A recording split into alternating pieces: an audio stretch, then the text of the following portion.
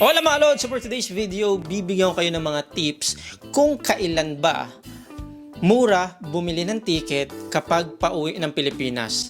Ang may bibigay ko sa inyo, Lods, ay mula dito sa Madrid, pabalik ng Pilipinas. Okay? Para lang may mga idea kayo, lalo na sa mga kababayan natin na nandito sa Spain. Kahit nasa Valencia ka pa, Malaga, Barcelona.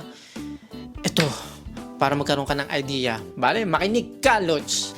Kailan mura makakabili ng ticket?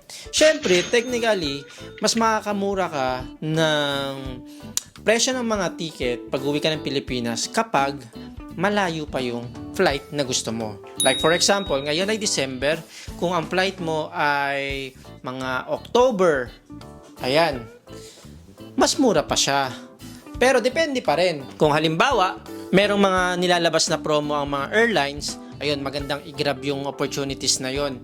Kung sa tingin mo ay aalis ka or sigurado ka na talaga na aalis ka sa buwan na yon, magtanong-tanong ka na ng ticket at bilhin mo na. Pero gaya ng sinabi ko, depende sa mga sitwasyon. Kasi hindi tayo pare-pareho ng mga festivo or ng mga piyesta or ng mga holidays sa Pilipinas at dito sa Madrid.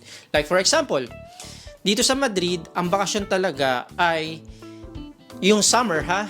Ang bakasyon talaga ay for the month of July, August, ayan, then September. Pero yung mga panahon natin, yung mga ganyang panahon, yung ganyang weather sa bansa natin, sa Pilipinas, ay tag-ulan. Pero kahit na tag-ulan sa atin, sa bansa natin, mahal pa rin ang ticket dahil ang sinusunod pa rin nilang presyo ay yung holiday dito sa Spain. Kaya kung mapapansin ninyo mga Lods, yung mga kababayan natin na mula dito sa Europe, mula dito sa Spain, umuwi sila ng buwan ng August. Sa Pilipinas, kapag buwan ng August, di ba?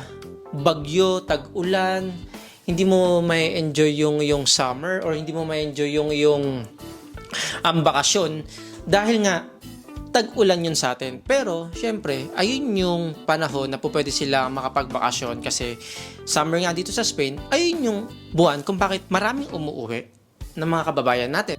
So, meron tayong iba't ibang klase ng airlines ha. May iba't ibang kumpanya ng mga airlines. Nandyan si Etihad, Emirates, Cathay, Korean Air, Saudia, Qatar.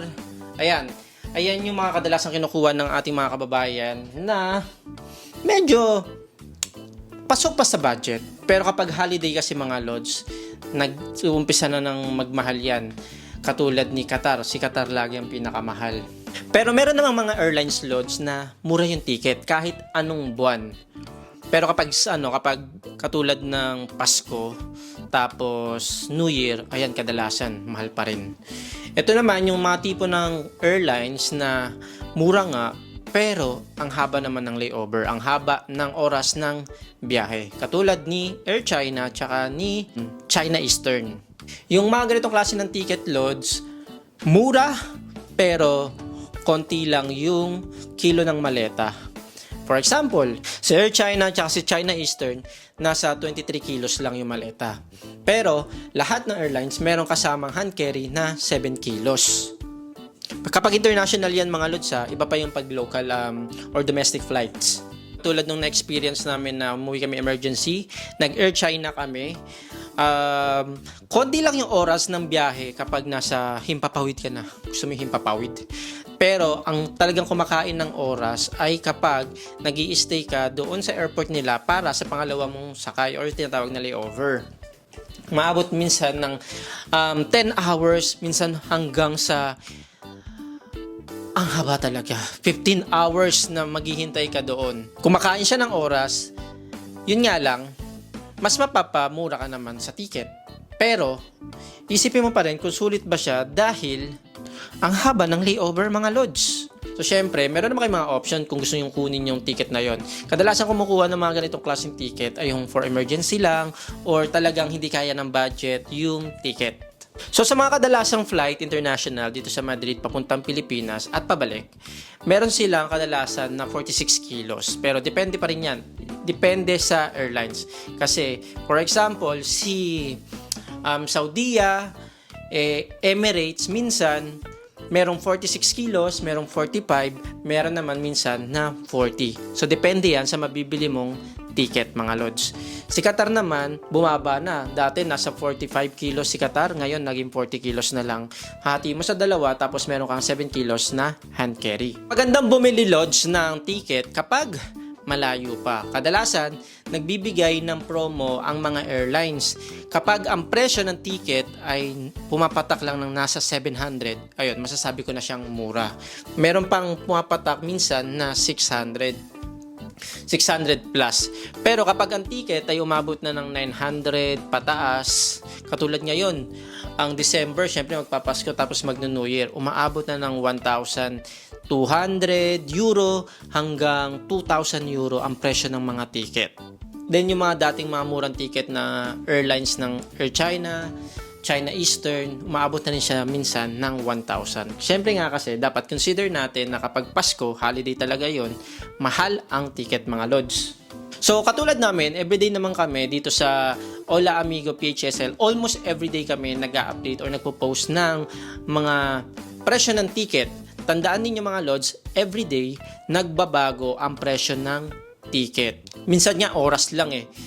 For example, chinek ko siya, nasa 800 lang yung presyo ng ticket ngayong umaga, pero pagdating ng hapon, wala na yung 800.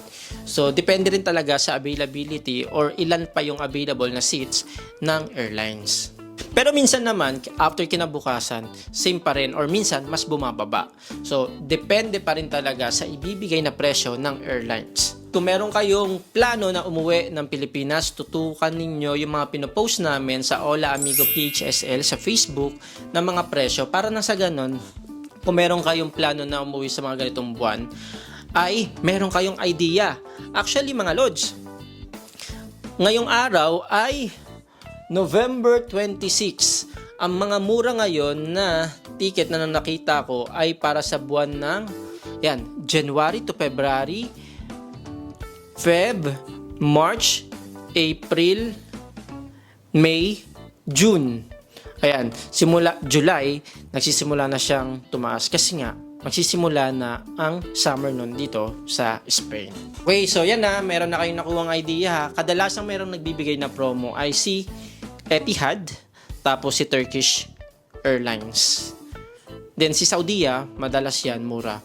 Then si Cathay Pacific naman, maganda si Cathay Pacific kasi pagdating mo sa Hong Kong, malapit ka na sa Pilipinas. Ayun yung kinagandahan. Tsaka maganda ang airport sa Hong Kong mga lods. Pati din si Etihad, maganda rin. Hindi ko pa natatry si Singapore, hindi ko pa natatry si Qatar, tsaka si Emirates. So, kung maganda yung mga airlines na yun, lods, pwede kayo mag-comment down below about sa na-experience ninyo, kung maganda man or hindi. Nang sa ganun, yung mga nakakabasa nito, nanonood nito, meron silang idea, mga lods. Bueno, ayan lamang muna sa ngayon at thank you so much for watching at kung nagustuhan mo itong ganitong klaseng video, please don't forget to follow or subscribe to my YouTube channel, Lods. Bueno, maraming salamat again and hasta luego mga Lods. Ciao!